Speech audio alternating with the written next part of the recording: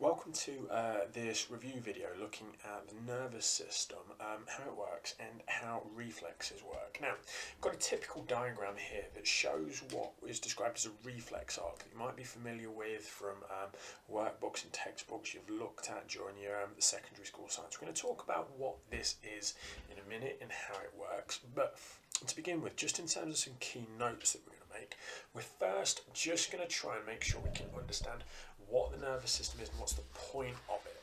So, if you make a little note for me, I'll just make a little further down, is that nervous system, its purpose is to enable humans to react to the surroundings and respond and coordinate their behaviour. So the nervous system enables humans to react to surroundings and coordinate their behaviour.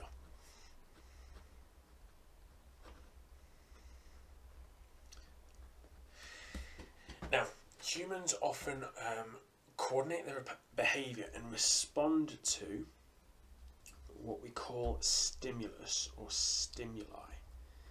Now, a stimuli in terms of our reflex and our nervous system is what we might describe as a change in the external or internal environment.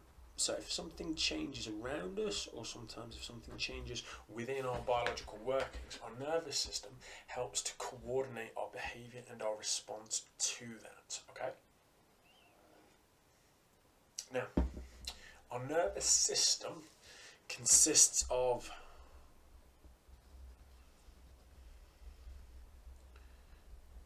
neurons, or we might sort of describe nerve cells. Now, there are three main types that you need to make sure you are familiar with. There is the sensory neuron, there is the relay neuron, and there is the motor neuron. Now, sensory neurons, they carry impulses, carry electrical impulses between receptors in our central nervous system.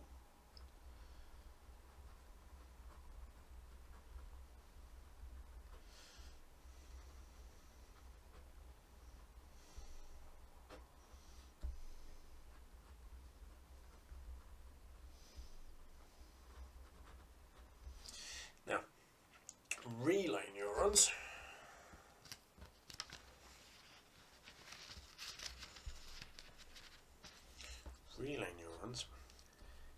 they carry electrical impulses which are full of information between different neurons. And then motor neurons, they carry impulses from central nervous system to effectors, which are often muscles or glands that carry out the response to the stimulus.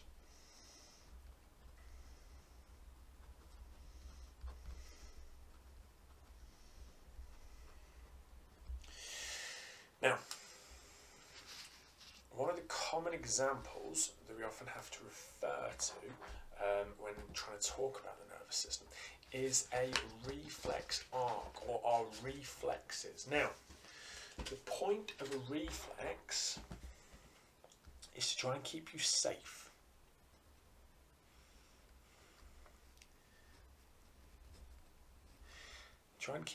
And they are automatic responses to stimuli. So we do them in terms of our body without thinking.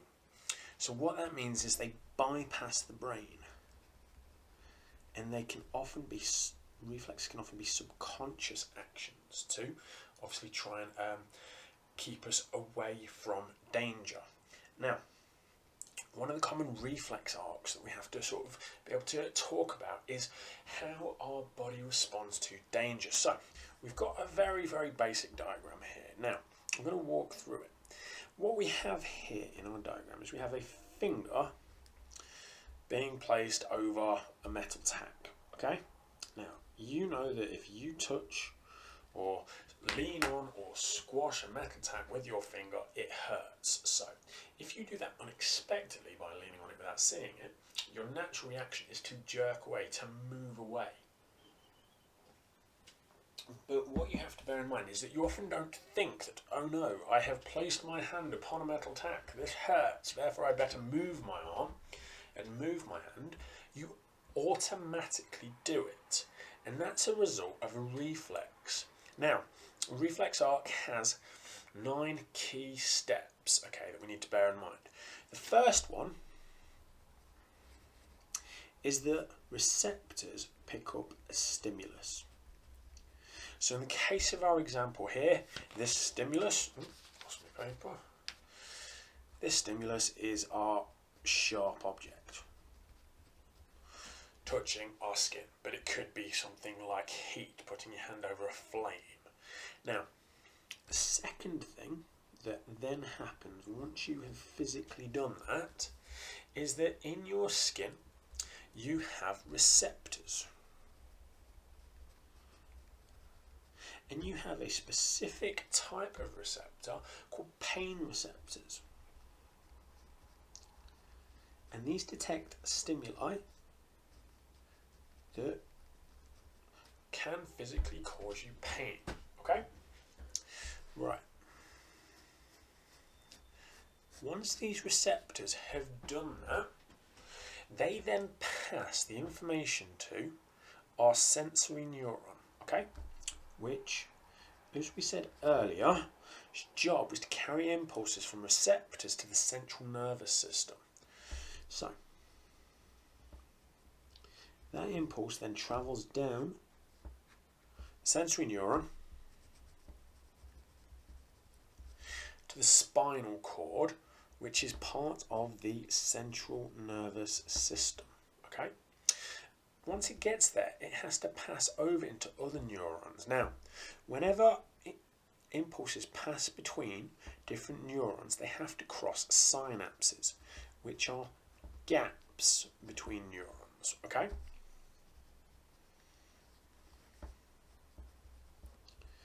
It has to cross a synapse, which is a gap between a neuron.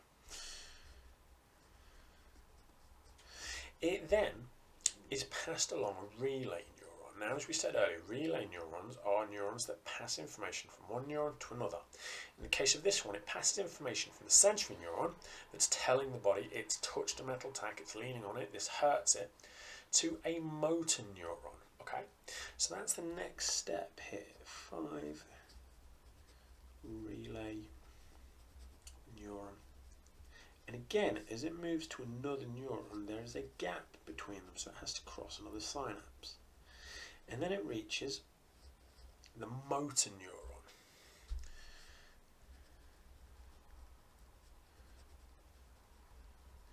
Now, the motor neuron, as we said earlier, its job is to carry impulses from the central nervous system, in the case of this, the spinal cord, to an effector.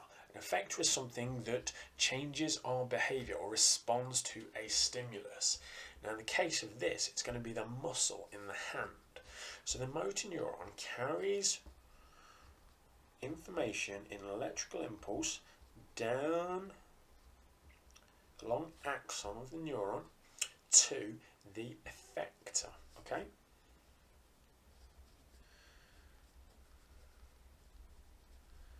So in the case of this, our effector is our muscle in our hand. And finally, what our body then does in response is the muscle has received some information that says you are leaning on a metal tack that hurts you, move your hand, it's going to continue to hurt. So our final step is that the muscle then moves and responds. So the response is that the muscle contracts and the hand moves. What you've got there is a very basic reflex arc. Now, things about this can change within questions. As I said, it might not be a sharp object, it might be a heat or a flame or something like that. But the key thing to remember is when that information passes from the sensory to the relay to the motor neuron, steps and the parts of these steps never change. They are always the same, okay? Now, got a lot of notes there, but we've also got to think a little bit about this idea of synapses, okay? What actually happens at a synapse if it's a gap and you have to pass an electrical impulse from one sensory neuron to another? So we're just going to go over that now. So, if we make a little subheading at the bottom of synapses. Now, a synapse, as we said, is a gap between two neurons.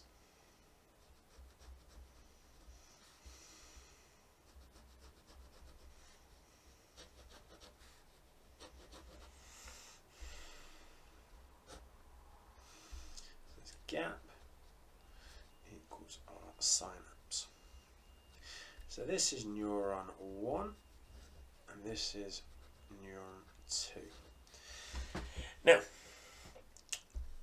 as our information gets passed around our body, electrical impulses travel through the neurons until they reach the end of the neuron, where the synapse starts, okay? Now, what happens once they reach the end of the neuron is that they trigger the release of a chemical.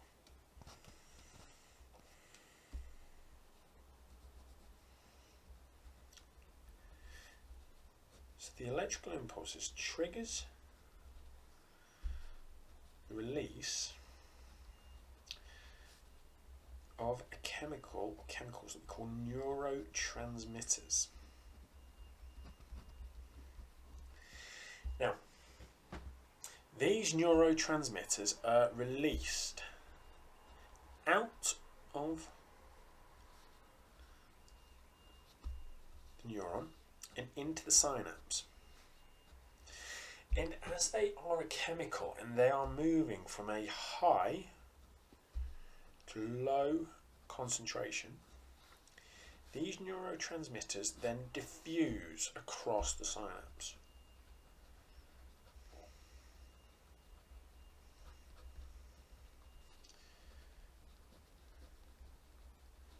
So across to neuron 2.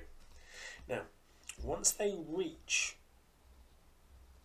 the neuron, there are receptors that you find on the edge of the neuron and the synapse. So receptors detect the neurotransmitter.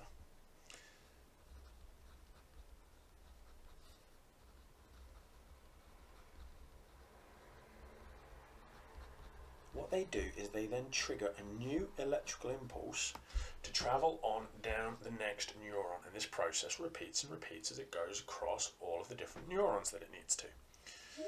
So a new electrical impulse is triggered. So a new electrical impulse is triggered.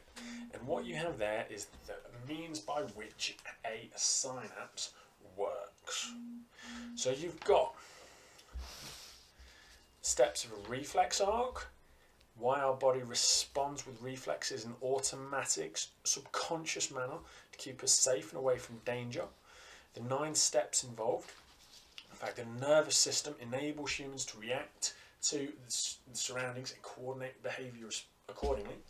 Stimuli are when we've got changes in our internal environment and our external environment that we have to change to. And the three types of neurons in the nervous system that carry information around our body and allow us to do things are sensory, relay and motor neurons. So if you've gone through the video, you've paused it where you need to, you've made your notes, and then you can use these notes to apply to some questions that we're going to do in future sessions. Okay, so thank you for watching the summary.